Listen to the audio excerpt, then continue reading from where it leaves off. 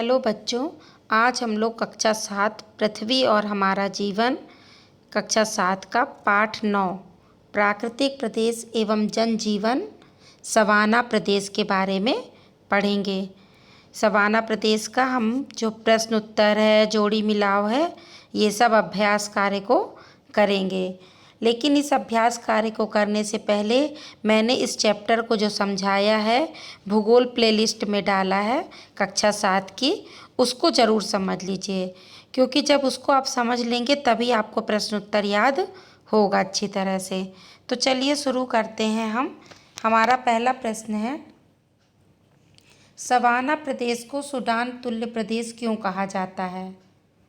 उत्तर है, सवाना प्रदेश को सर्वाधिक विस्तार अफ्रीका महाद्वीप के सूडान में होने के कारण इसे सूडान तुल्य प्रदेश कहा जाता है।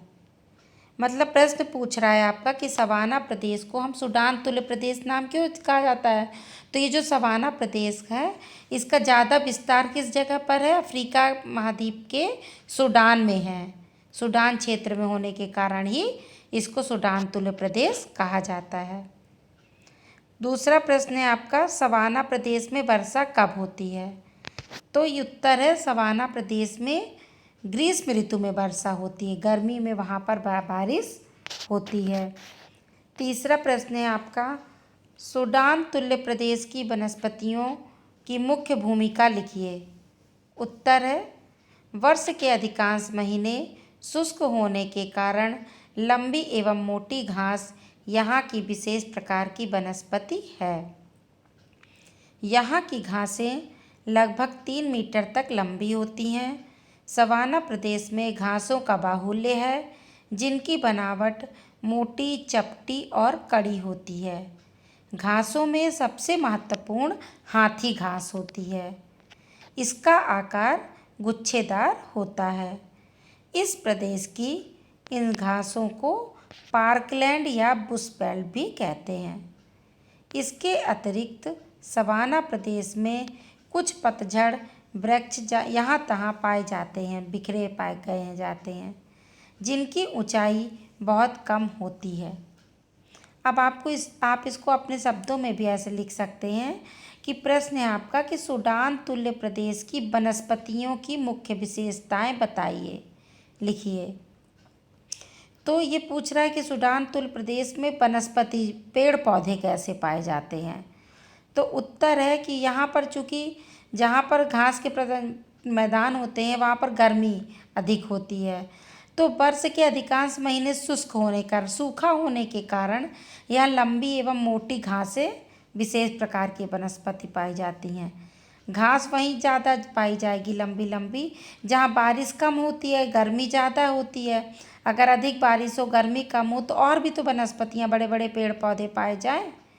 लेकिन चूँकि गर्मी अधिक होती है, बारिश कम होती है के कारण यहाँ पर लंबी एवं मोटी घास यहाँ की विशेष प्रकार की वनस्पति है। यहाँ की घासें लगभग 3 मीटर तक लंबी होती हैं। सवाना प्रदेश में घासों का बाहुल्य है, घास प्रधान क्षेत्र है, जिनकी बनावट मोटी, चपटी और कड़ी होती है। घासों में सबसे महत्वपूर्ण कौन सी घास होती है? हाथी घास। इसका आकार कैसा होता है? गुच्छेदार होता है। मैंने उस वीडियो में आपको एक गुच्छेदार इसका पूरा दिखाया, चित्र दिखाया है, उसको आप ज़रूर देख लीजिएगा। इस प्रदेश की इन घासों को पार्कलैंड या बुशवेल्ड भी कहते हैं।